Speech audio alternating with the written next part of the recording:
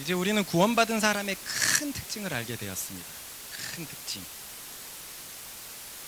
그것이 무엇이었죠? 현재의 화평과 미래 소망이었습니다. 그 말씀을 읽어봅시다. 시작.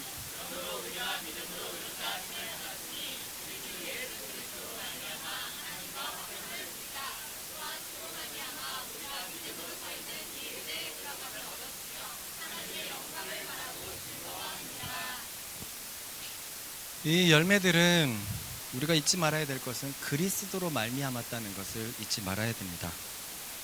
즉 그리스도를 믿는, 그리스도의 십자가를 믿는 우리에게 이 열매들이 주어졌다는 거예요. 나는 이 열매들이 없는 것 같다라고 생각을 하면 여러 가지로 살펴볼 수 있어요.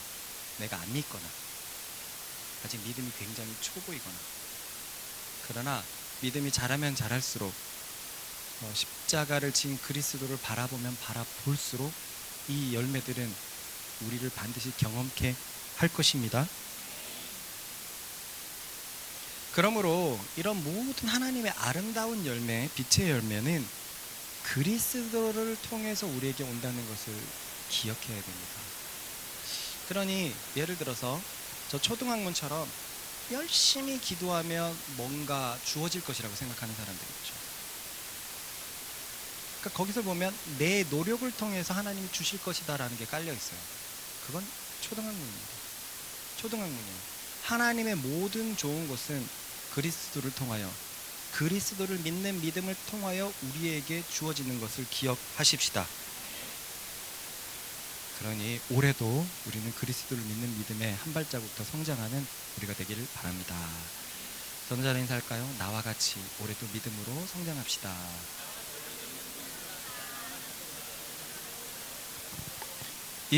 이 열매 중 현재의 화평에 대해서 우리는 새롭게 알게 되었죠. 여기서 말하는 화평이란 마음의 평안한 상태를 말하는 것이 아니라 언급된 그대로 하나님과 화평을 누리는 것이었어요. 하나님과. 이 부분은 생각할수록 참 감동입니다. 왜냐하면 불신자들은 하나님과 사실상 적대 세력이 되어 있다는 거예요. 그러니까 하나님이 만든 이 세상에서, 하나님의 법칙대로 움직이는 이 우주에서 그 하나님과 적대 세력이 된다는 것은 얼마나 끔찍한 일입니까? 그 하나님이 우리를 만드셨기 때문에, 하나님이 우리의 생명이요 빛인데 하나님과 적대 세력이 되었다는 것은 더 이상 우리의 인생에 생명과 빛이 공급되지 않는다는 것을 말합니다. 그래서 따라해볼까요? 세상 사람들은 어둡다. 그래서 생명보단 사망이 익숙하다. 간혹 밝을 수 있지만 대체로 어둡고, 자신의 힘으로 밝으려고 노력하지만 내면은 어둡고, 살리는 것보다는 죽이는 것이 익숙하고, 이게 하나님과 적대 세력이 되었기 때문에 그런 거예요. 그런데 우리는 어떻습니까? 어느새 사망보다 생명이 익숙해졌습니다. 욕보다는 칭찬을 하는 것이 익숙한 사람이 되었어요. 전 칭찬 그렇게 잘 못하는 것 같은데요. 올해 표현 진짜 잘해야 되는데 고민입니다. 그렇다고 그 사람이 욕을 더 많이 하는 건 아니잖아요. 그렇다고 욕보다는 칭찬하는 것이 어울리는 사람이 되었고, 없는 것에 대한 불만보다 가진 것에 대한 감사가 있는 사람이 되었습니다. 이게 얼마나 소중한 것입니까? 짜증보다는 기쁨이 많은 사람이 되었고, 맞습니까? 절망보다는 소망이 더 풍성한 사람이 되었습니다. 옆 사람을 보세요. 이 사람과 평생 살아가는 것이 절망적입니까? 이게 얼마나 은혜입니까? 나도 앞으로 더 나아질 거고, 이 사람도 더 나아질 거고, 우리 교회는 소망이 넘치는 줄 믿습니다. 이 모든 것이 하나님과 평화로운 상태이기 때문에 주어지는 거예요. 평화로운 상태이기 때문에 그분과 계속 교류가 있고 그분의 생명이 우리에게 주어지기 때문입니다. 안 믿어지는 사람들은 곰곰이 세상 사람들, 불신자들을 생각해 보세요. 평안하지 않습니다. 그런데 왜 우리는 평안하냐 이거예요. 그리스도를 믿는 믿음이 이 평안을 가져다 주었습니다. 따라해 봅시다. 그리스도 때문에, 그리스도로 말미암아 하나님과의 샬롬이 가능하게 되었다. 앞으로 제 설교가 이런 외침이 더 많을지 모르겠어요. 애들 설교를 해보면 조금만 얘기가 길면 지루하고, 그러다가 베드로처럼 예수님을 따라간 사람 손 드세요! 그러면 갑자기 딴짓하다가도 다해! 하고 손 들고 계속 던져줘야 돼요. 또한 우리는 그리스도를 믿는 믿음으로 말미암아 미래의 소망을 가지게 되었는데, 한마디로 우리는 계속 그리스도로 변해간다는 거예요. 계속 변해갑니다. 이런 좋은 표현이 있었습니다. 읽어볼까요? 시작.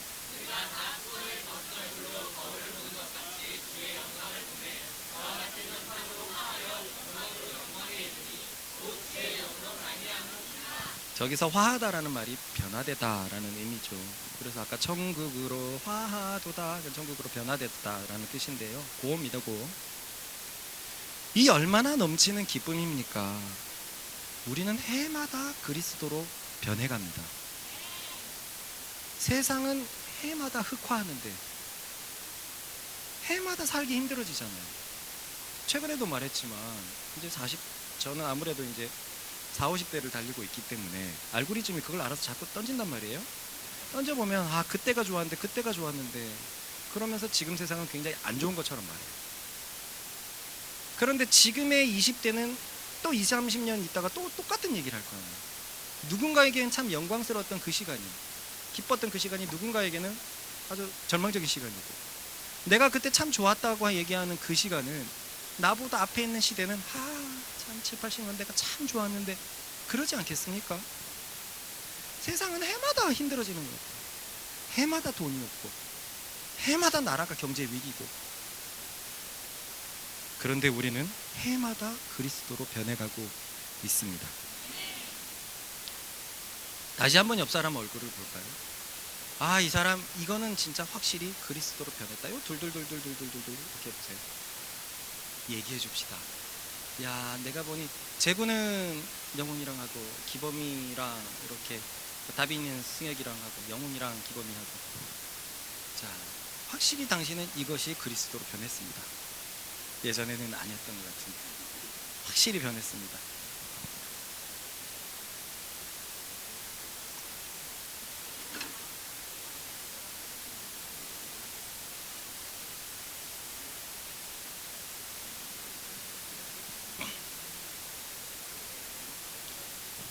네, 상대가 이걸 변했다.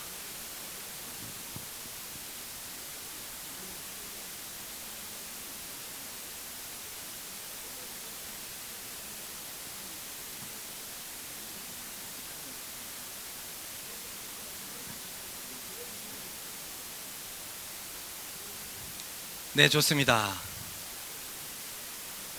나를 가장 오래 본 우리 동현이는 목자가 확실히 이 부분이 너무 그리스도로 변했습니다 하는 부분이 뭘까요?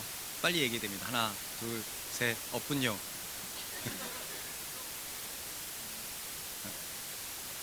부드럽게 확실히 이해하게 되었다. 우리 대준이는?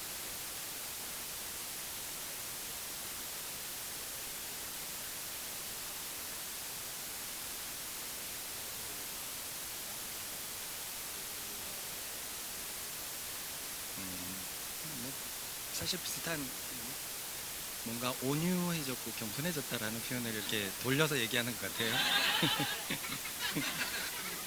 우리는 정말 해마다 그리스도로 변하고 있습니다. 믿으십니까? 입에 바른 소리가 아닙니다. 우린 정말로 이 소망을 맛보고 있잖아요.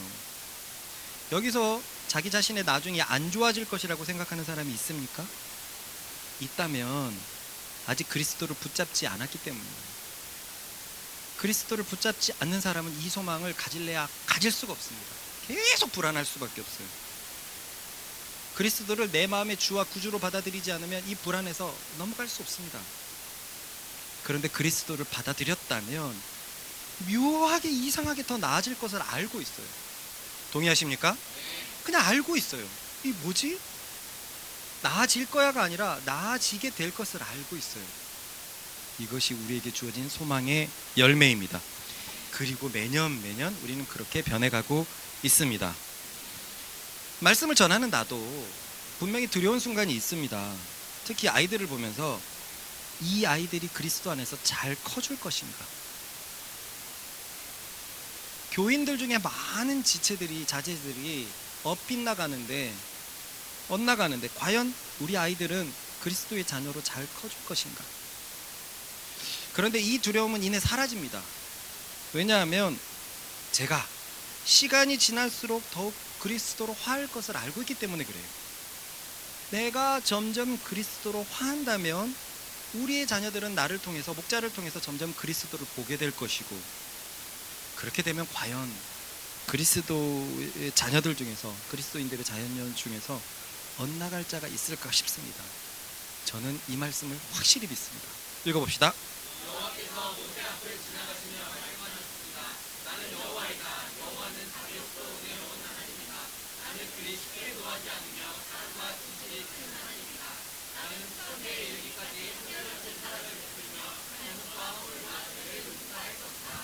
성경을 보면 믿음에 대한 자식의 축복에 대해서 참 많이 얘기를 하고 있어요. 그래서 제가 두렵다면 그리스도를 믿는 믿음에 더 거하면 됩니다. 그러면 소망은 더 커질 것이고, 저는 더 변할 것이고, 아이는 더 그리스도의 영향력을 받게 될 것이고, 그리스도가 그를 지켜줄 줄로 믿습니다. 그래서 저는 노년이 두렵지 않습니다. 오히려 진심으로 노년의 지금보다 훨씬 성숙해 있을 저의 성품이 참 궁금합니다. 아직도 욱하는 기질도 많고,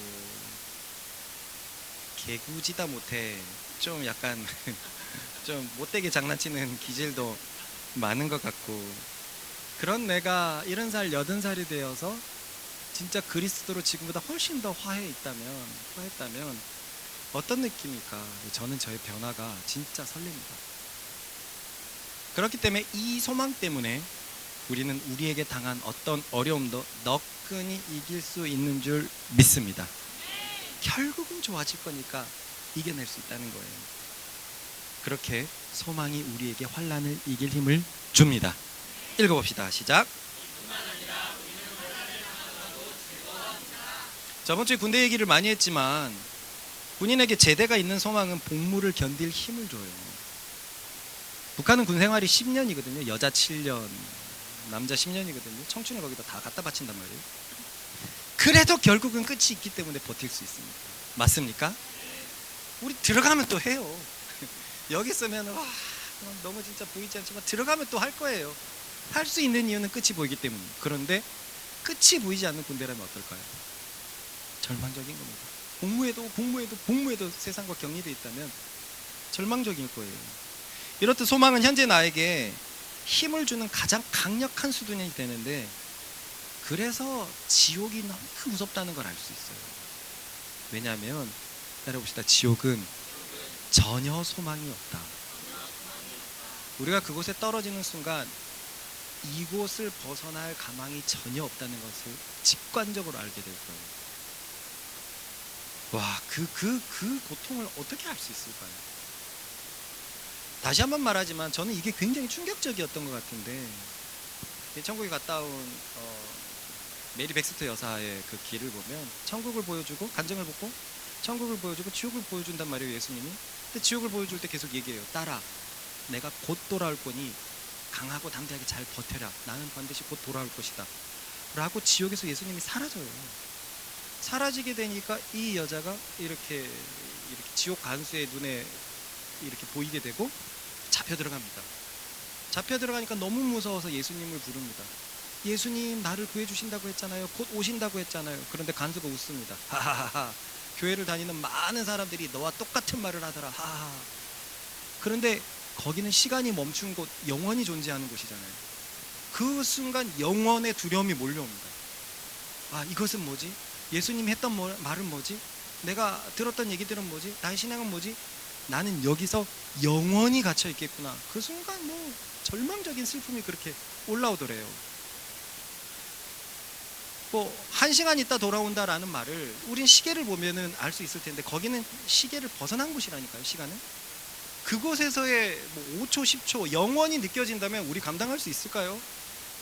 머리털 다 뽑아질 것 같은데요. 스트레스로 인해서 목 다 갈라질 것 같고 외치다 못해 슬픔에 막 눈이 튀어나올 것 같고 그럴 것 같은데요. 지옥은 소망이 전혀 없는 곳입니다. 전혀 없기 때문에 지옥이 그렇게 무서운 것입니다.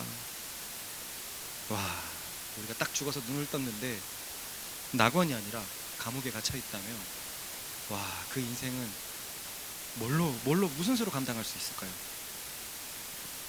이렇듯 아무리 어려워도 우리가 힘들어도 고생스러워도 이길 수 있는 것은 사람에게 소망이 있기 때문입니다. 소망이 사라진 사람들에게는 남아있는 생기마저 소멸되는 것을 우리는 심심찮게 봅니다. 그죠? 영화나 막 그런 데서 보면 사랑하는 남편이 죽고 자식도 다 죽었을 때 그 엄마를 보세요. 생기가 다 사라진 채로 살아가는, 소망이라는 것은 가장 강력한 힘이 되는 것이거든요. 분명히 소망이 인생에겐 너무 필요해요. 왜냐하면 인생 살이가 너무 고달프기 때문입니다. 성경이 분명히 이렇게 말했거든요. 읽어볼까요?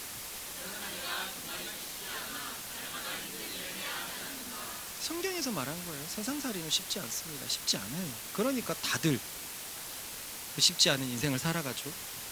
그래서 예수님도 이렇게 기도하라고 했어요. 이렇게 읽어봅시다. 시작. 이게 11절에는 오늘도라는 말로 시작한단 말이에요. 오늘도 시험에 들게 하지 마시옵고. 무슨 의미죠? 오늘도 시험에 들 수 있다 없다? 있다라는 거예요. 인생살이가 힘듭니다. 인생살이가 오늘도 시험에 들 수 있고 오늘도 악한 자의 손에 노란할 수 있습니다. 그것이 우리네 인생입니다. 그러나 예수님을 믿는 사람에게는 영광의 소망이 있습니다. 영원한 천국에서 그리스도로 변화할 수 있는 소망이 있습니다. 그래서 소망으로 어떠한 환난에도 이겨낼 수 있고 오히려 즐거워할 수 있다고 고백하는 것입니다. 즐거워할 수 있는 이유는 명백합니다. 소망을 품고 있는 자에게 다가오는 환난은 결국 소망을 더욱 가속화시키기 때문에 그래요. 세상과 사단과 육신은 우리가 믿음 생활을 하지 못하도록 어려움들을 계속 가져다 줄 것입니다. 그러니까 예수님이 저 기도하라고 하신 거죠.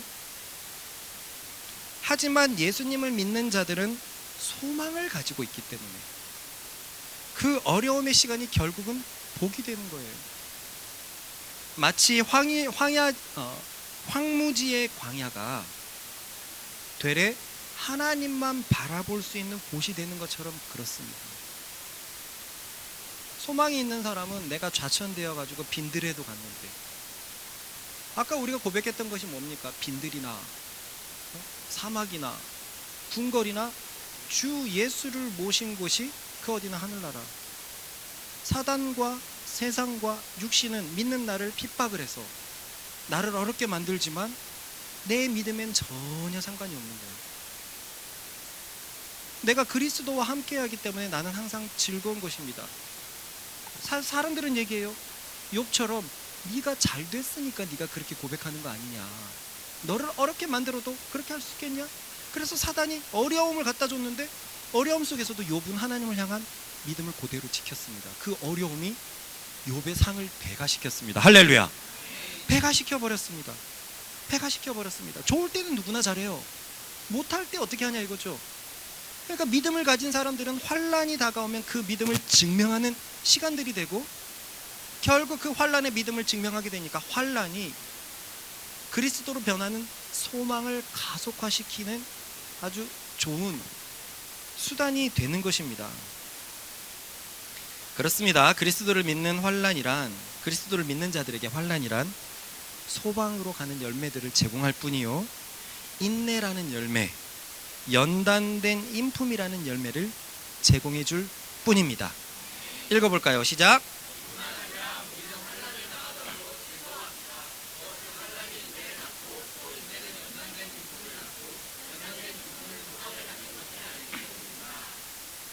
그런데 우리는 여기서 왜 갑자기 바울이 소망 얘기를 하다가 환난 얘기를 꺼냈을까 하는 에 대해서 고민해 볼 필요가 있습니다. 왜 바울은 소망 얘기를 하다가 환란 얘기를 꺼냈을까요? 바로 드는 생각은 로마 교회가 지금 환란에 처해 있구나라고 생각이 들기 때문에 갑자기 환란 얘기를 꺼낸다라고 생각을 합니다. 그렇다면 우리는 누가 생각나죠? 로마 교회가 환란에 처해 있다면 지금 누가 생각나죠? 네로가 생각이 나죠. 네로는 정말 극심하게 교회를 핍박했기 때문이에요. 그런데 여기서 우리가 잘 알아야 될 게 있습니다. 저번 주에 묵상에서 보니까 로마서와 마가복음을 이렇게 짬뽕해 갖고 생각하는 사람들이 있어요. 마가복음은 AD 60년 후반입니다. 69년, 70년 이쯤에 만들어졌기 때문에 로마의 핍박의 한가운데 있는 교회였어요. 그렇기 때문에 마가복음은 진짜 극심한 핍박이 있는 로마 교회였어요. 그런데 지금은요, 로마의 네로 황제가 등극을 했지만 기독교의 극심한 핍박은 아직 일어나지 않았어요. 네로의 기독교 밖에는 역사를 찾아보면 AD 64년경에 로마의 대화재 이후로 시작되었습니다. 네로는 로마를 이쁘게 재건축하기 위해서 로마를 불질렀다는 게 정설이죠. 그것을 기독교인의 소행으로 돌려버렸습니다. 그러니 로마 교회의 극심한 핍박은 64년 이후부터예요. 그런데 로마서는 AD 57년경에 적혀있기 때문에 그 핍박에는 벗어나 있습니다. 이해가죠? 핍박은 7년 뒤란 말이에요. 그렇다고 핍박이 전혀 없었던 것은 아닙니다. 네로도 기독교인이 마음에 들지 않아서 화제의 주범으로 돌린 것을 보면 분명히 그 불신은 있었고, 그리고 로마교회 처음 설명을 할 때 유대인들이 다 추방되었던 것도 기억나죠. 유대교와 기독교가 자꾸 부딪히니까 추방되어서 그 불신은 점점 불타오르고 있는 그 시점입니다. 하지만 그렇다고 극심한 핍박의 시대는 아니란 말이에요. 이해가 됩니까? 그럼 바울은 왜 환란이란 말을 썼을까요? 왜 로마 교인들에게 소망 얘기하다가 환란 얘기 좀 약간 뜬금없단 말이죠. 왜 했을까요? 그것은요, 1절, 2절, 3절을 연거푸 보면 이해할 수 있어요. 1절에는 현재 소망을 얘기하고 현재 평안을 얘기하고 있고, 2절은 미래의 소망을 얘기하고 있습니다. 그죠? 그런데 3절이 환란이 갑자기 얘기한다는 것은, 따라해봅시다. 예수님을 믿는다는 것은 무조건 장밋빛이 아니다. 그래서 그는 앞에서 현재 화평과 미래 소망을 얘기할 때 한번 생각을 해보세요. 얼마나 좋습니까? 얼마나 좋아요? 이제 예수님만 믿으면 모든 것이 해결될 것 같습니다. 나는 평안하고 소망을 계속 가지게 될 것 같고, 내 삶에는 샬롬이 흘러 넘치고. 그러나 모든 그리스도인들, 여기 자리에 있는 그리스도인들이 경험했듯 그러한 갑작스러운 변화가 찾아옵니까? 아니라는 거예요. 그래서 모두들 한 번쯤은 믿음에 굉장히 당혹스러웠던 시간이 있었습니다. 그죠? 예수님을 믿었는데도 여전히 세상살이가 힘들고, 여전히 시험은 내게 계속되는 것 같고, 여전히 날 향한 악한 자의 손놀림은 강한 것만 같습니다. 하나님보다 악한 자가 더 강한 것 같아요. 그래서 그쯤부터 예수 믿어도 뭐 별거 없네, 이런 것이 살짝 스쳐가는 시기가 분명히 있었습니다. 분명히 예수님을 믿으면 뭔가 다 되는 것처럼, 천국이 주어지는 것처럼 얘기했는데 현실은 그렇지 않았다는 거예요. 그래서 이 때문에 바울은 화평과 소망을 얘기한 뒤에 환란을 이야기하는 것입니다.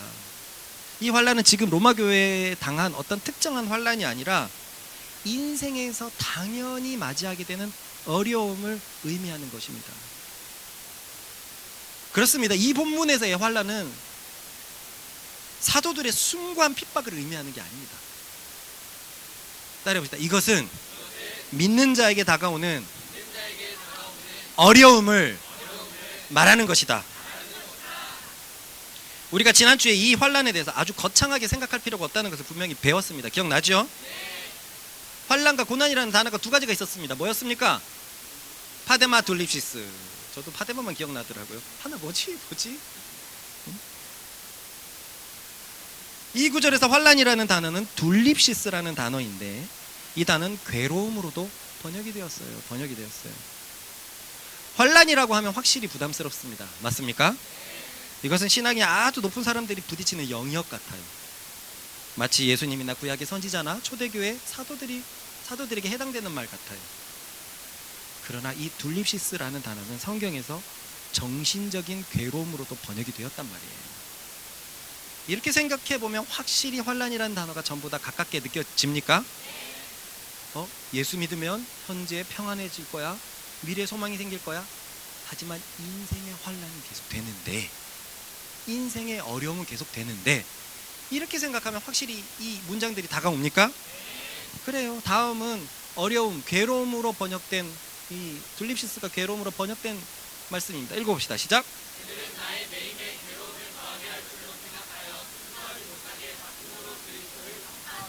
그냥 어려움이에요. 내가 이렇게 감옥에 매여 있는데 나를 더 어렵게 하기 위해서, 그럼 현재 평안을 주고 미래 소망을 주고, 그리고 이 소망은 현재의 어려움, 인생살이 속에서 오는 어려움에도 이렇게 볼 수 있는 것입니다. 그런데 이 둘립시스라는 단어는 로마서 점점 뒤로 가다 보면 파데마라는 단어로 바뀌는 것을 우리가 보았습니다. 왜냐하면 파데마라는 단어도 고난을 뜻하는 단어이기 때문에 그래요. 하지만 이 둘에는 미묘한 차이가 있었죠. 둘립시스는 뭐였습니까? 좀 쉽게 얘기해서 객관적, 그리고 주관적이라고 생각하면 아주 쉬워요. 이 둘립시스는 객관적인 외부의 고난을 말합니다. 그리고 파데마는 그 외부의 고난이 내게 경험되어지는 고난을 말합니다. 우한폐렴 고난스러웠습니까? 고통스럽죠. 안 고통스러웠습니까? 고통스러웠어요. 그러니까 이 외부의 고통이 하루하루를 살아가는 내 내면도 고통스럽게 만들었어요. 아, 나는 우한폐렴 때문에 너무 고통스러웠어. 그럼 나는 둘립시스 때문에 파데마가 왔어. 이 의미란 말입니다. 이해가 가죠? 그러니 우리는 환란이라는 단어가 고난으로 왜 바뀌었는지 이해갑니다.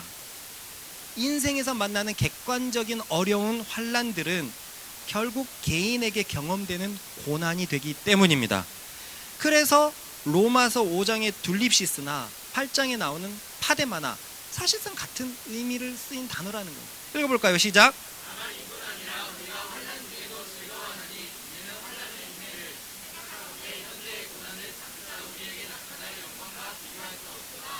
그러면 바울은 왜 인생에서 만나는 환란을 5장에서도 언급하더니 그 소망이 넘치는 8장에서도 다시 언급하는 것일까요? 그 이유는 이 파데마, 고난이라는 뜻을 가진 단어가 7장에서는 다른 의미로 쓰였기 때문에 그렇습니다. 그것은 바로 놀랍게도 무엇이었죠? 정욕으로 쓰였다는 거예요. 정욕. 이 단어로 쓰였습니다. 읽어봅시다. 시작.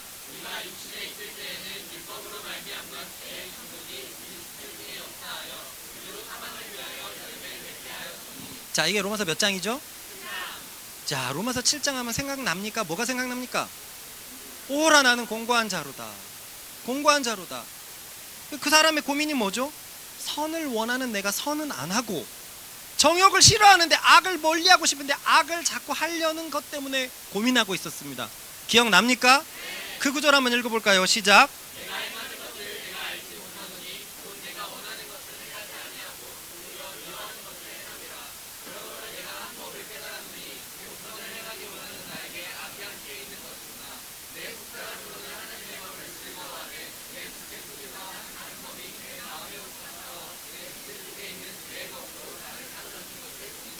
그렇습니다. 로마서 7장에서 바울은 자신 속에 있는 정욕, 곧 파데마 때문에 몸소리칩니다.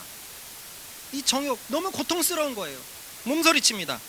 이것이 얼마나 고통스러운지 자신의 이러한 운명에 대해서 절망적이다라고 표현할 정도였어요. 오라 나는 공고한 자로다가 영어로는 보면 Oh what a miserable person I am.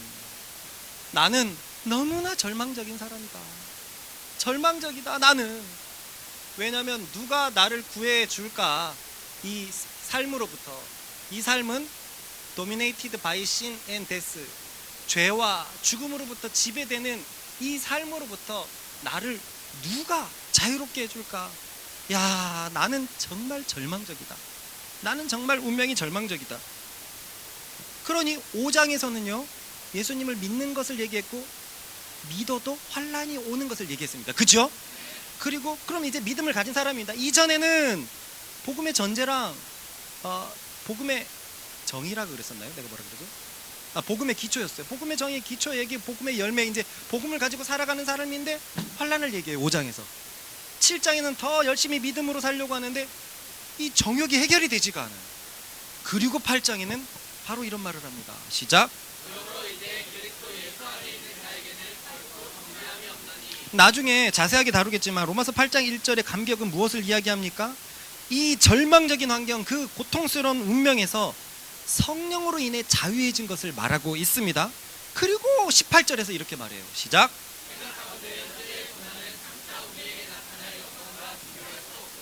그렇습니다. 바울은 내부에서 벌어지는 정욕과의 사투를 고난으로 보았고, 당연히 이 고난은 5장의 인생 속에서의 환난, 곧 괴로움을 품는 얘기였어요. 이해가 가지요? 5장, 7장, 8장을 보니까 다시 말하지만 객관적인 환경의 인생살이의 고난은 분명히 내부의 고통스러운 고난으로 이어질 수밖에 없기 때문입니다. 그러니 우리는 여기서 아주 위로를 받게 되죠. 내 정욕으로 인해서 벌어지는 고통스러움도 결국은 소망을 이루게 된다라는 거예요. 할렐루야. 읽어봅시다.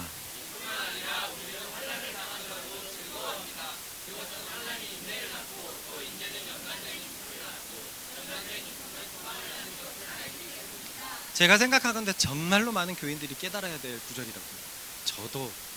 저도 지난 3년 전에 겨우 깨달았던 것이 있는데, 우리는 그동안 정욕과의 사투를 너무나 부끄러운 것으로만 생각했고 아주 믿음이 약한 것으로만 치부했습니다. 그죠? 뭔가 내가 예수님을 전하다가 밖에서 핍박을 받으면 자랑스러워요. 그러나 내가 내 집에서 내 정욕과 사투를 벌이는 것은 너무 부끄러운 일 같아요. 어디 가서 자랑 못하겠어요. 제가 어제 집에서 컴퓨터를 탁 켰는데 정욕이 밀려왔는데 내가 이겼습니다. 앞에 나가서 간증거리가 전혀 안 됩니다. 저 새끼 저기 속에 무슨 생각을 하는 거야. 전부 다 그걸 가지고 싸우고 있는 거예요. 남자는 음란, 여자는 시기, 이런 육신의 정욕을 전부 다 싸우고 있는데 그 싸움을 숭고한 것으로 생각지 않아요. 그런데 이제 알게 됐습니다. 그럴 필요가 없다는 것이 명백해졌습니다. 내 정욕과의 싸움도 성경은 따라옵시다. 그리스도의 고난, 더 정확히 말하면 그리스도를 쫓는 것에서의 고난 이었다는 말입니다. 왜냐하면 생각해 봅시다. 내가 그리스도를 쫓지 않았다고 생각해 봅시다. 내 육신의 정욕과의 싸움을 지금처럼 치열하게 받아들였을까요? 아니죠. 여러분들이 예수님을 믿고 있기 때문에 누군가를 시기하는 그 마음이 굉장히 불편한 겁니다. 예수님을 믿고 있기 때문에 삶 속에서 만나는 여러 육신의 정욕들이 부끄러운 것입니다. 믿지 않았다면 전혀 부끄럽지 않아요. 왜? 다 그러고 살아가니까. 다 욕하고 살아가고 다 대부분 그 음란의 그런 척도가 그리스도인과 너무나 다르고. 그렇습니다. 내가 그리스도를 믿지 않았다면 정욕과의 싸움이 있었을까요? 있었을까요?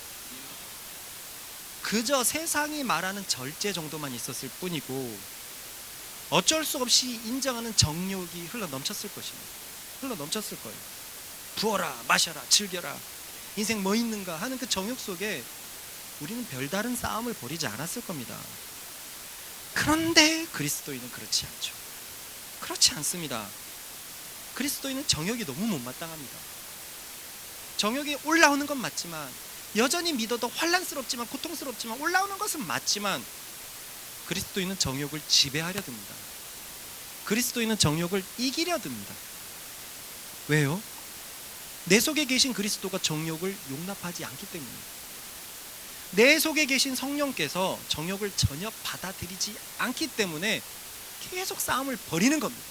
싸워도 계속 싸움을 벌이는 것은 내 속에 계신 주께서 그것을 원하지 않기 때문에 그래요. 그러니 따라해 봅시다. 정욕과의 싸움은 그리스도인들의 얼마든지 특권일 수 있다. 왜냐하면 다시 말하지만 그것은 그리스도를 쫓는 것에서 오는 고난이기 때문입니다. 그렇게 우리 그리스도인은 매년 믿음으로 정욕과의 싸움을 벌이죠. 더 정확히 말하면 정욕을 상대로 하는 싸움은 아닙니다. 내 믿음과의 싸움일 뿐입니다. 왜냐하면 내가 믿음을 가지게 되면 정욕은 자연스럽게 멀어지기 때문이에요. 우리가 그건 분명히 잘 알고 있죠.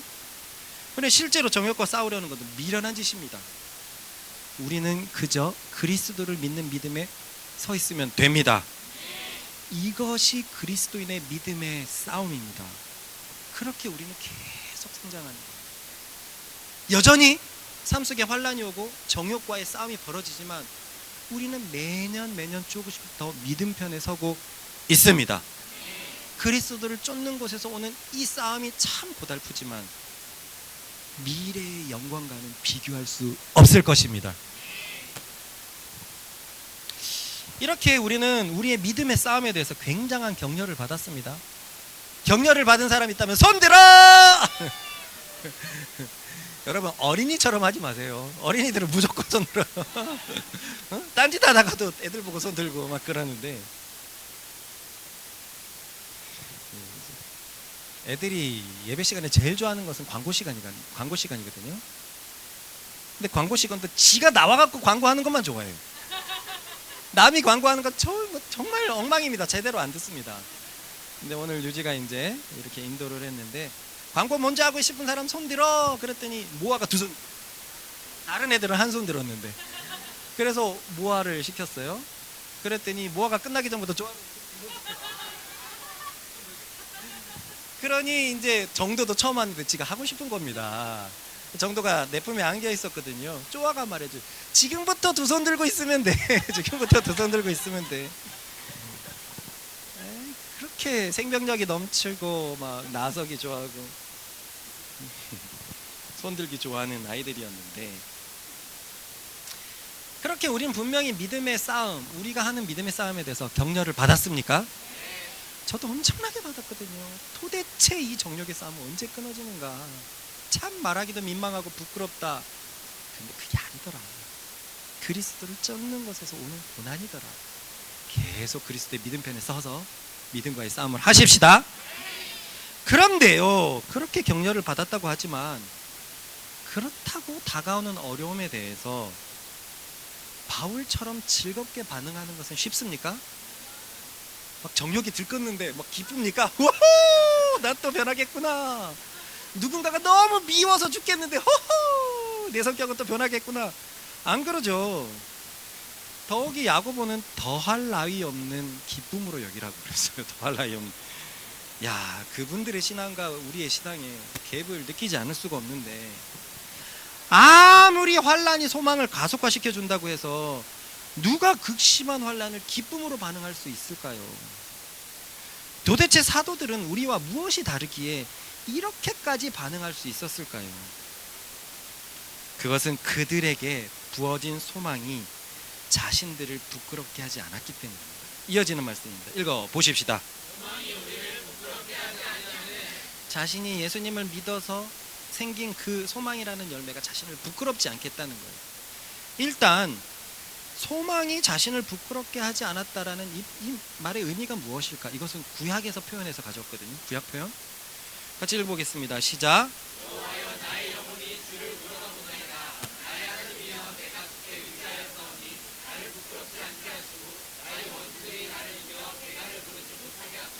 주를 바라는 자들은 수치를 당하지 아니하려니와. 계속이요.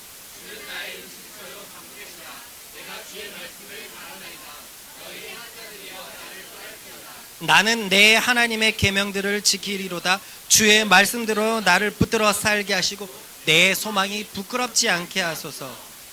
이 부끄럽지 않게 하다, 수치스럽게 하지 않다라는 게 다 똑같은 단어, 똑같은 표현인데요. 구약에는 이 표현이 많습니다. 여기서 보듯이 다윗은 말합니다. 주를 바라는 자.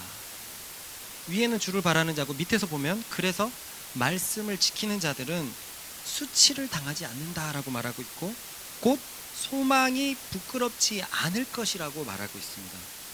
고로 로마서의 이 말의 뜻은 그리스도를 믿는 자들, 그래서 말씀을 행하는 자들에게 주어지는 소망이라는 열매는 우리로 하여금 수치를 당하지 않게 한다는 거예요. 한마디로 주님을 믿는 믿음으로 주어지는 소망이 우리를 수치를 당하지 않게 한다는 말입니다. 그럼 주님을 믿는 믿음이 우리를 수치스럽지 않게 한다는 표현이 무슨 말일까요? 목사님, 저는 이번에 학과 수업에서 선생님이 알려줬는데도 이걸 몰라서 부끄러웠어요. 그리스도인은 수치를 당하지 않는다고 하더니, 목사님, 저는 현장에 나갔더니 다른 에어컨 하는 사람이 그것도 못하냐고 나를 부끄럽게 했어요. 그리스도인은 수치를 당하지 않는다더니 어떻게 된 것입니까? 그런 표현이 아니겠죠. 자, 이것을 반대로 한번 생각해 봅시다. 주를 믿는다고 했을 때 가장 수치스러운 것이 무엇일까요? 말씀을 지키는 것? 믿지 못하는 것? 자, 예를 들어서 이렇게 한번 생각을 해봅시다. 내가 막 예수님을 전하고 있어요. 그런데 누군가 그럽니다. 야, 정말 예수님이 있냐? 야, 예수가 우리를 위해서 죄를 사했다고? 그래서 네 삶은 뭐가 좀 부끄러워졌냐? 라고 얘기한다면 굉장히 수치스러워요. 굉장히 수치스럽습니다. 우리의 믿음에 대해서 의문을 품게 하는 것, 그것이 우리로 하여금 가장 부끄럽게 만듭니다. 주님을 믿는 우리가 부끄럽지 말아야 되는데, 주님을 믿는 우리가 부끄럽다는 것은 우리의 믿음에 대한 도전이에요. 어떤 화장품이 있습니다. 누군가 열렬히 팔고 있어요. 그런데 대중들 가운데 누가 외칩니다. 저거 다 거짓말입니다. 아무런 효험이 없어요. 제가 저거 3년 써봐도 말짱 꽝이에요 라고 얘기한다면 물건 팔고 있는 사람 어떻게 될까요? 굉장히 부끄럽죠. 문제는 사실 이 사람도 자기가 전하는 것에 확신이 없었던 거예요. 얼마나 부끄러울까요? 사기치고 있던 거잖아요. 그런데 흔들리지 않는 판매원이 있습니다. 자기가 직접 써보고 그 효험을 맛본 사람이에요. 그러니까 이 화장품의 효험을 맛본 사람은 다른 반대말에 흔들릴까요? 더 소리를 냅니다. 뭐라는 거야? 당신 정말 3년 동안 썼어. 어떻게 썼는데? 다 말해봐. 나 지금 3년 동안 썼고 내 얼굴이 과거에 이랬고 이렇고 자, 사진을 보라고. 정말로 이것만을 썼는데 여러분, 이게 진짜입니다 라고 얘기하면 흔들리던 사람들이 다 나를 쳐다봐요. 나는 정말 믿고 있기 때문에. 그렇습니다. 세상은 너가 믿는 예수님이 밥 먹여주냐, 하나님이 있기는 하냐, 보여줘봐라. 하나님이 있다면 세상은 도대체 왜 그러냐, 전쟁은 왜 일어나며 꼭 이런 말 하더라고요. 장애인은 왜 생기는 거냐, 하나님이 있다면. 이럴 때 믿음이 없다면 굉장히 부끄러워지죠. 내가 나 어제 교회 갔어. 근데 목사님 말씀 뭔가 좋지만 잘 들리고 사람들도 좋고, 근데 옆에서 도대체 교회는 왜 가냐? 그거 다 목사들이 돈 모으려고 하는 거고, 하나님 진짜 있기는 있대? 예수가 십자가에서 얼마나 부끄러워져요. 내 믿음에 대해서, 내 믿음의 근원을 흔들어 버리는 거. 믿음이 없거나 작은 사람은 아주 부끄러울 수밖에 없죠. 하지만 자주 말하지만 예수님을 믿는 믿음에서 오는 열매들은 눈에 보이지 않는다고 경험되지 않는 것이 전혀 아니란 말입니다. 아까 말한 화평과 소망이 어떻습니까? 저번에 말한 것처럼 또 눈에 안 보이는 거 저런 것만 말하네. 맨날 그리스도인들은 윤리만 얘기하지, 돈, 명예, 권력, 내가 좋아하는 여자들 달라고 그렇게 기도했는데 한번 들어주시지 않고. 그 사람들은 그렇게 말해요. 그런데 실제 화평과 소망을 경험한 자들의 입장에서는 이보다 더 좋은 선물이 있을까요? 세상에서 가장 강력한 나라와 전쟁 중인 국가인데 나는 부자입니다. 이런 사람과 그 세상에서 가장 강한 나라와 동맹을 맺으며 평범하게 사는 화평한 삶을 비교할 수 있을까요? 과거로 한번 예를 들어 봅시다. 이 부족에서 나는 굉장히 부자예요. 그러나 굉장히 강력한 부족이 우리 부족을 노리고 있습니다. 내 삶은 화평합니까? 굉장히 불편하죠. 이것은 그들의 소지품이 호주머니로 들어갈 그것밖에 안 돼요. 근데 나는 별 것이 없는 것 같은데, 세상이 말할 때 굉장히 강력한 그 부족과 동맹을 맺고 있다면 이 사람이 가지고 있는 그 평안함은 그 전에 부자것과 비교할 수 없습니다. 돈 많고 권력 많고 명예가 많더라도 미래에 소망이 없는 사람과 세상이 말하는 것들이 없어도 소망이 넘치는 사람의 인생과 과연 비교할 수 있습니까? 여러분, 이것이 제발 주어지는 은혜가 있기를 바랍니다. 이렇게 말하면 꼭 이렇게 얘기해요. 그럴 거면 세상이 말하는 돈도 많고 부도 많고 권력도 많고 소망이 넘치면 안 되겠습니까? 안 됩니다. 그것은 없습니다. 하나님과 세상을 겸하여 섬길 수 없어요. 하나님과 재물을 섬길 수 없어요. 그것은 하나님 앞에서 재물을 포기하지 못한다는 거잖아요. 못한다는 거잖아요. 정말 그래서 여러분들이 성공을 이뤘는데 전쟁이 일어나면 어떻게 할 겁니까? 정말 하나님과 적대적인 세력으로 살아간다면 어떻게 할 겁니까? 그래서 내 가정에, 내 자식들에게 그 적대감만 계속 가득한다면 그건 도대체 무엇으로 보상받겠습니까? 믿음이 없는 사람들, 그리스도를 자신의 출세를 위한 발판으로 사용하려는 사람들에게는 이런 열매가 보잘것없어 보일 거예요. 하지만 그리스도가 나를 위해서 죽었다는 사실을 진심으로 믿는 사람들은, 그래서 내가 하나님 앞에 의롭게 되었다는 것을 아는 사람들은 이 열매보다 귀한 것이 없습니다. 나는 평안함 없이 소망함 없이 사는 인생을 단연코 거부합니다. 다른 어떤 것을 가져다 줘도 내 현재의 평안함과 미래 소망을 바꿀 수 없습니다. 이게 너무너무 귀합니다. 그렇습니다. 이 열매는 참 믿음이 있는 사람들만 가지고 있습니다. 그렇기 때문에 이들에게 소망은 이들을 부끄럽게 만들지 않습니다. 왜냐하면 이 사람들은 분명히 자기 속에 이 열매가 있다는 것을 확신하고 있거든요. 옆에 있는 사람들은 제가 하는 말을 비웃겠죠. 그래도 평균 50대 살면 돼야죠. 그래도 3명 키우려면 이렇게 해야 되죠.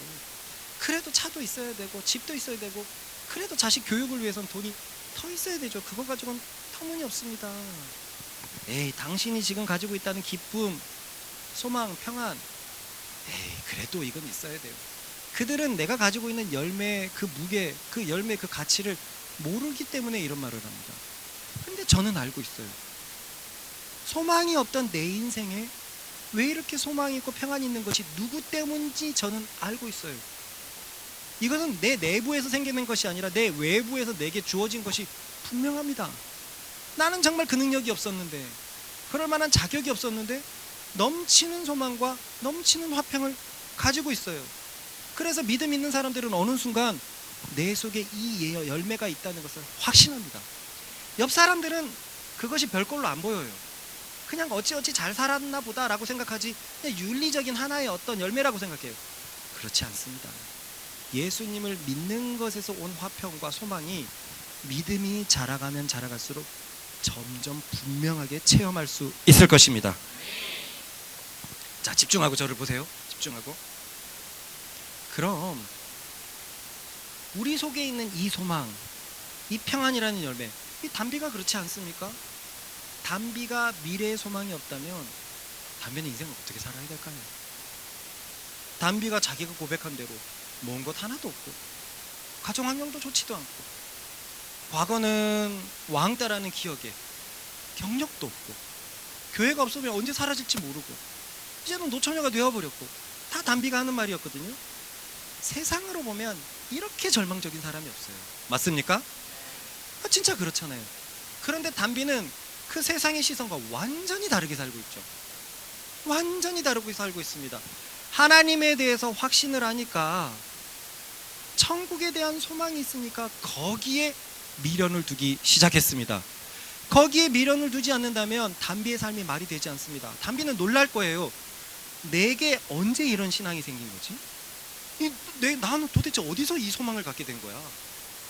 담비가 그런 표현을 했잖아요. 누구나 다 가정을 이뤄야 되고 누구나 다 자식을 가지고 해봐야 된다라고 얘기했지만, 담비는 성경엔 할 수 있다면 혼자 사는 게 더 좋다고 했고, 어차피 천국 가면은 결혼했니 마니가 아무것도 중요한 것도 아닌데, 그럼 바울의 말씀 따라 내가 독신으로 사는 것도 참 좋아 보인다라고 이렇게 고백을 한 것은 담비도 놀랄 거란 말이죠.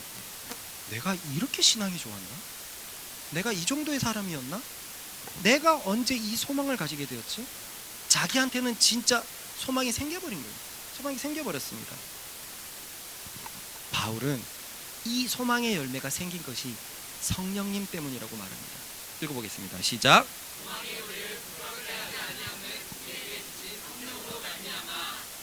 분명히 우리는 예전에 자신의 믿음에 대해서 아리송해한 적이 있습니다. 맞습니까?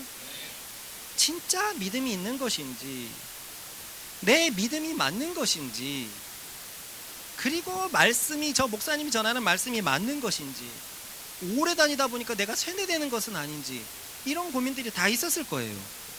그런데 주님이 주신 은혜 때문에 믿음 생활을 계속 하다 보면 어느 순간에 확신하고 있는 자기 자신을 발견해요. 내 삶의 평안과 소망, 정말 내게 만져지는 같은 이것들을 그리스도를 믿는 믿음이 가져오지 않았다면 도대체 어디서 생겨난 것일까요? 도대체 어디서 생겨난 것일까요? 이렇게 확신할 수 있는 것이 바울은 성령님의 역할이다라고 말하고 있습니다. 사실 우리는 지금까지요, 믿음에 대해서 주구장창 배웠거든요. 그러나 로마서 전체의 주제는 믿음이 아닙니다. 믿음은 소주제예요. 그 믿음의 열매가 전체 주제이고 그게 바로 성령입니다. 지금까지 로마서에서는 성령이 단 한 차례도 언급되지 않았다가 지금 이 본문에서 처음으로 언급되는데요. 전체 주제라면서 왜 5장이 돼서야 언급이 되는데요? 그건 당연하죠. 왜냐하면 성령님은 믿음이 있는 자에게만 주시는 거거든요. 성령을 얘기하기 위해서 여기까지 온 거예요. 너희들 모두 죄인이었어. 그러나 예수님을 믿음으로 의를 얻을 수 있어. 예수님을 믿는 사람들은 평안과 소망이 주어지는데 그 평안과 소망은 성령께서 너희에게 주시는 것이 하면서 이제 성령을 드러내려고 하고 있는 것입니다. 그렇습니다. 복음을 받아들였을 때 주어지는 열매를 전체적으로 봤을 때 가장 극적인 것은 바로 성령의 내주하심이십니다.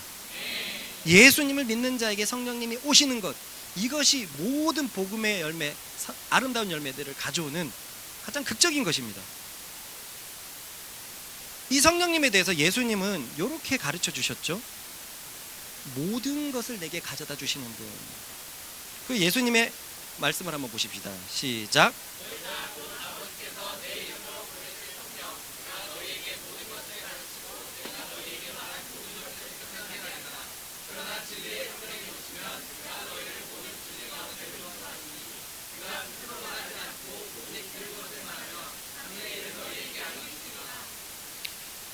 예수님께서 말씀하신 성령님의 역할입니다. 예수님이 이루신 모든 것은요, 자, 아까도 말했지만 우리가 죄 때문에 하나님 앞에 설 수 없고 그리스도를 믿는 믿음으로 하나님 앞에 서게 됐고, 하나님 앞에 서게 됐을 때 우리 믿음의 증거로 생명, 소망과 평안이 주어지는데, 그 소망과 평안이 누가 주시냐면 성령님이 주신다는 것을 말하고 있어요. 그럼 그 성령님의 역할이 무엇이냐면 이 예수님이 말씀해 주신 것처럼 예수님이 가르쳤던 모든 것을 기억나게 하시는 분, 그리고 두 번째는 진리로 인도하시는 분입니다. 사실 두 가지는 거의 같은 의미죠. 예수님의 가르침이 진리이기 때문입니다. 그렇습니다. 예수님이 이루신 모든 것은 성령님으로 인해서 우리가 경험할 수 있습니다. 성령님은 예수님이 이루신 것을 우리에게 가져다 주려고 굉장히 애를 써요. 소망이 없고 평안이 없던 여러분들에게 예수님을 믿는 믿음을 가지기 시작하니까 그것을 주려고 굉장히 애를 쓰는 분이 바로 성령님이라는 거예요. 우리의 믿음이 자라면서 성령께서 그것을 계속 조각해 나가십니다. 쉽게 얘기해서 예수님이 이루신 모든 것은 성령님을 통해서 우리에게 주어진다라고 생각하면 됩니다. 생각해 봅시다. 예전에는 믿음이 정말 어려웠죠. 믿음이 무엇을 말하는지, 도대체 믿음은 어떻게 생기는 건지 도통 모를 때가 있었습니다.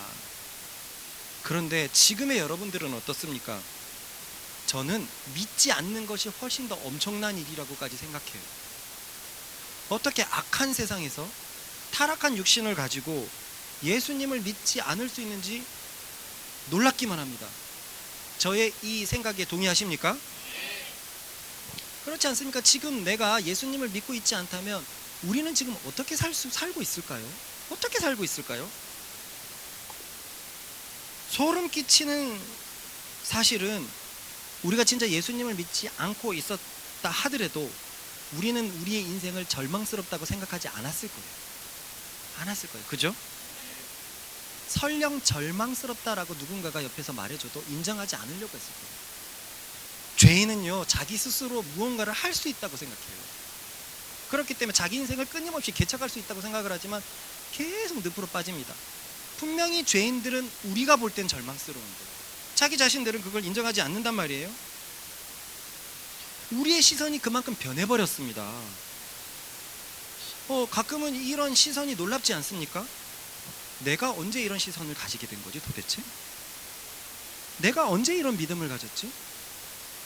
의진이가 이제 한 믿음 생활한 지 한 4년 좀 넘어가는데 해마다 친구들을 만나면 격차가 점점 느껴지거든요. 그 친구들은 또 최근에 묵상을 보니까 나름 세상에서 말하는 좋은 기업들을 들어갔어요. 좋은 직장을 취직했어요. 그런데 의진이의 귀에는 그들이 하는 말들이 불쌍할 뿐입니다. 불쌍할 뿐이에요. 언제 내가 이들과 시선이 이렇게 달라졌을까? 이거 분명히 내 힘으로 되는 것이 아닌데 그때 우리가 딱 눈치챌 수 있습니다. 내 속에 무언가가 있다. 내가 분명히 어느 순간 바뀌어버렸는데 시선이 완전히 달라져 버렸는데 그 이전의 나와 지금의 나 사이에 엄청난 간극이 있는데 이 간극을 설명할 길이 없거든요.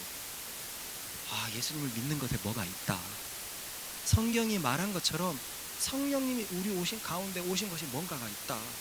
성경이 말한 것처럼 성령님이 우리한테 오셔서 진짜로 소망이나 평안을 주셨나 보다. 왜냐하면 이 일들이 아니라면 난 이렇게 살 수 없기 때문에. 이런 믿음에 엄청난 도약이 생기는 구간이 있습니다. 그렇습니다. 내 속에 성령님이 계시지 않는다는 것을 인정하는 것이 이제는 더 이해할 수 없는 일이에요. 내 속에 성령님이 인정하지 않는다라고 생각을 한다면 여러분의 변화는 어디에서 온 겁니까? 여러분의 노력으로 온 겁니까? 의진이가 공황장애를 겪어낸 것은 의진이가 잘났기 때문입니까? 동준이에게도 비슷한 공황장애가 물러간 것은 동준이의 능력 때문이었습니까? 정신치료 때문이었습니까? 아니에요. 예수님을 믿고 무언가 내 속에서 일이 시작되었습니다. 그것을 바울은 성령으로 말미암아 성령님 때문에 우리의 소망이 부끄럽지 않다는 거예요. 성령님 때문에 내가 가지고 있는 소망이 사실이라는 거예요. 성령님 때문에 내 믿음이 부끄럽지 않게 된다는 것입니다. 그렇습니다. 성령으로 인해서 우리는 그리스도께서 성취하는 모든 것을 얻을 수 있습니다. 그래서 잘 들어보세요. 그리스도를 하나님께 다가가는 열쇠라고 이해한다면, 하나님께 다가가려면 그리스도라는 열쇠가 필요하다면 성령께서는 그 열쇠를 사용하도록 우리를 가르치시는 분이십니다. 이 열쇠가 하나님께 다가가는 열쇠야. 이 열쇠를 사용하는 방법을 알려주시고 사용하도록 인도하시고 사용할 수 있는, 돌릴 수 있는 능력을 허락하시는 분이 성령님이십니다. 그렇게 성령은 우리를 진리 가운데로 인도하십니다. 그렇게 성령은 그리스도께서 가르쳐 주신 모든 것을 기억나게 하십니다. 여기서 잠깐 얘기한다면 요한복음 설교 때도 말했는데 그리스도께서 하신 모든 것을 기억나게 하신다는 것은 분명 12제자를 향한 말이에요. 이제 예수님은 가실 테니까 내가 했던 모든 말이 기억나게 하실 거야. 하지만 성령님은 제자를 위해서도 당연히 일하십니다. 그래서 우리가 지금 배웠던 모든 그리스도의 말씀들을 시기적절하게 성령께서 기억나게 하실 거예요. 가끔은 말씀을 들을 때 너무 새롭고 이걸 내가 들었나? 가끔은 뭐야, 이 묵상이 제 묵상이었다고? 나는 처음 보는 것 같은데? 그러면 고민이 될 때가 있어요. 정말 배우는 건 많은데 내 삶에 언제 어떻게 적절하게 적용하냐 이거죠. 어떻게 분별하냐 이거죠. 되게 아리까리하단 말이에요. A라는 상황은 요 말씀에 맞는 것 같기도 하고 B 말씀에 맞는 것 같기도 하고. 걱정하지 마십시오. 우리의 믿음이 자라면 성령께서 우리가 배웠던 모든 것을 시기적절하게 가르치시고 진리 가운데로 인도하실 것입니다. 자, 그러면 오늘의 마지막 말씀인데요, 성령께서 모든 진리 가운데로 인도하신다, 모든 예수님의 가르침을 가르치신다 라고 얘기할 때 야기되는 질문이 있죠. 진리는 뭡니까? 그 예수님의 모든 가르침은 뭘 말하는 겁니까? 그 수백만 가지의 어떤 삶에서 오는 어떤 그 가르침을 말하는 것입니까? 그죠? 진리 가운데로 인도하신다. 진리하면 예수님인데 예수님의 모든 것을 기억나게 하신다. 여태까지는 여기까지 접근했단 말이에요. 그러면 그 진리는 뭘까? 진리는 뭘까? 다음 말씀입니다. 읽어봅시다. 시작.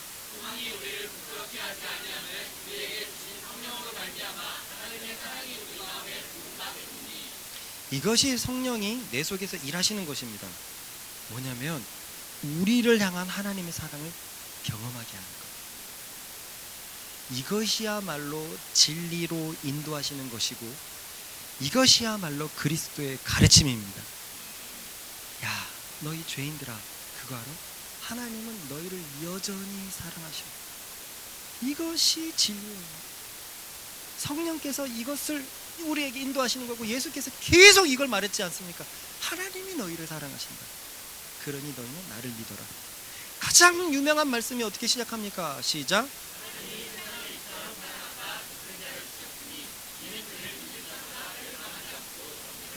이게 진리입니다. 하나님이 우리를 사랑하셨다는 거예요. 사랑하셔서 독생자를 우리에게 보내주셨습니다. 그가 우리를 사랑하셨기 때문에 독생자를 십자가에 매어 다셨습니다. 그가 우리를 사랑하셨기 때문에 독생자를 부활시키셨습니다. 왜 그러냐면요, 사람이 부활할 수 있다는 것을 보이셨어요. 예수께서 사람이 되셨는데 우리 때문에 부활시키셨어요. 그렇다는 말은 사람인 우리도 예수님을 믿음으로 부활할 수 있습니다. 우리 때문에 부활하신 거예요. 그리고 우리 때문에, 우리를 너무나 사랑하셨기 때문에 그리스도를 하늘 보좌에 앉히셨습니다. 무슨 말입니까? 내가 너희를 향한 구원의 길, 사랑의 길이 다 끝났다라는 거예요. 완성되었으니 너희는 고민하지 말고, 혹시 내가 구원받을 수 있는 다른 길이 있나, 혹시 내 자격이 부족하나, 이런 거 고민하지 말고 너희를 향한 구원의 모든 것들이 다 되어 있으니 하나님의 사랑을 알라는 것이죠. 이게 진리이고 이것이 예수께서 가르치시려는 가르침의 전부입니다. 그렇습니다. 그렇기 때문에 그리스도를 믿는다는 것은 사실 우리를 향한 하나님의 사랑을 믿는 것입니다. 그죠? 우리를 향한 하나님의 사랑. 그리스도를 믿는 믿음은 그거를 뭡니까? 너를 사랑하셔서, 나를 이 땅에 보내시고 너를 사랑하셔서 나를 죽이실 거야. 너를 사랑하셨기 때문에 이게 너희가 알아야 될 진리고, 앞으로 내가 죽고 성령께서 다시 오시면 그 성령께서 이 진리 가운데로 내가 평생 가르쳤던 그것대로 인도하실 거야. 그러므로 믿음이 자라면은요, 어느 순간 하나님이 나를 사랑하신다는 것을 점점 확신하게 되고, 이 확신 때문에 우리가 가진 소망은 전혀 부끄럽지 않습니다. 저를 보세요. 자주 얘기하지만 2012년에 그런 일들은 나를 절망스럽게 만들기에 딱 좋습니다. 하필이면 직업도 목사이기 때문에 절망스러워야 돼요. 그런데 제가 지금 여러분들 앞에 이렇게 잘 서 있는 것, 아름답게 서 있는 게 누구 때문입니까? 설마 제가 저 때문이라고 생각하겠습니까? 아니에요. 이야, 저는 진짜 경험하고 있잖아요. 사람을 사망해서 생명으로 만드시는 분이 그리스도구나. 하나님께서 그리스도를 믿는 믿음을 내가 갖게 하셨고, 그로 인해서 내가 죄를 지었다고 해서 하나님이 나를 포기하시지 않는다는 것을 저는 깨달아 버렸습니다. 그 전까지도 내가 목사님의 자녀였고 신학생이었기 때문에 하나님이 우리를 사랑하신다는 거 알고 있었죠. 많이 말했죠. 경험하진 못했습니다. 그래서 하나님의 사랑을 받기 위해서 열심히 사역했어요. 받기 위해서요. 그분은 나를 사랑하고 있는데 그것은 경험하지 못한 채 받기 위해서 열심히 살았어요. 그런데 내 죄가 다 드러났을 때 그때 알게 됐습니다. 정말로 하나님의 사랑은 한 번도 멈춘 적이 없고, 내가 죄인으로 밑바닥에서 신음하고 있을 때도 여전히 아버지의 사랑은 충만하다는 것을 알아버렸습니다. 그것을 깨닫고 난 뒤부터 내게 주어지는 평안함과 소망은 다른 사람은 몰라도 나에게 너무나 선명한 거예요. 그러니 정말로 내가 예수 없이 인생을 살았다면, 혹 믿음이 부족해서 그때 내가 하나님을 잡는 손을 놔버렸다면 그야말로 나는 절망해서 살고 있겠죠. 그런데 주님의 은혜 때문에 제가 하나님의 사랑을 붙잡을 수 있었습니다. 그래서 저는 소망과 평안을 가지게 되었고요, 앞으로가 점점 더 나아질 것이라고 확신합니다. 예전에는요, 그리스도를 도통 믿지 않으려는 사람들과의 어떤 부딪힘들이 좀 두려웠어요. 뭔가가 회사에서 말하고 그런 거 좀 싫잖아요. 근데 지금은요, 어느 누구를 만나도 흔들리지 않아요. 나에게는 완전한 확신이었기 때문에 그에게 납득시키는 거는 또 그 다른 일이에요. 그 사람이 마음을 여는 거지만, 하지만 내가 가진 논리는 완전히 합당하다고 말할 수 있고, 그 사람도 그렇네요, 내가 믿지는 못하겠지만 당신이 말하는 것은 뭔지 알겠습니다 라는 것은 받아낼 자신이 있어요. 왜냐하면 나에게 하나님의 사랑은 확실하고 나에게 그리스도의 십자가는 확실하기 때문에 제가 그리스도를 위해서 살고 사는 것이 전혀 부끄럽지 않습니다. 말씀을 맺으면서요, 그러므로 믿음이 자라난다는 것은 앞으로 우리는 점점 우리 속에서 성령님이 일하는 것을 느끼게 될 것입니다. 예전에는 성령님이 내 속에서 일하는 거 못 느꼈잖아요. 나도 그랬어요. 성령님 내 속에 있다는 말도 상징적으로만 받아들였어요. 그러나 아까 담비 얘기를 봤듯이 분명히 뭔가가 있거든요. 어떻게 자기 자신을 자기가 너무 잘 알잖아요. 내가 어떻게 이렇게 됐지? 아직 믿음에 어떻게 보면 초반에 있는 의진이는 간혹 두려움이 온대요. 그런데 그 두려움에 순식간에 몰려가고 다시금 기쁨이, 예전의 공황을 이기고 또 나를 채울 수 있는 이것을 뭘로 말할 수 있냐고요.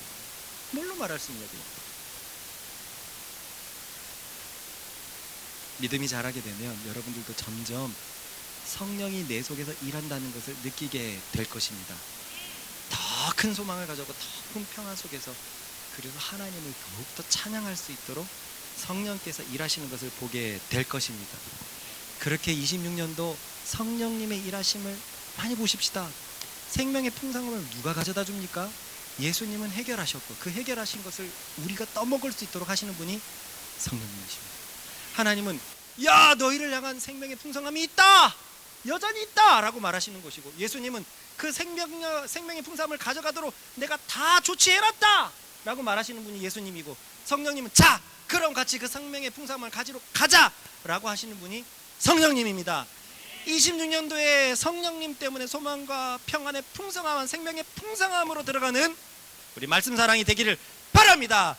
주여 한번 힘차게 치고 주여 한번 힘차게 해주고 우리 같이 기도하십시다. 주여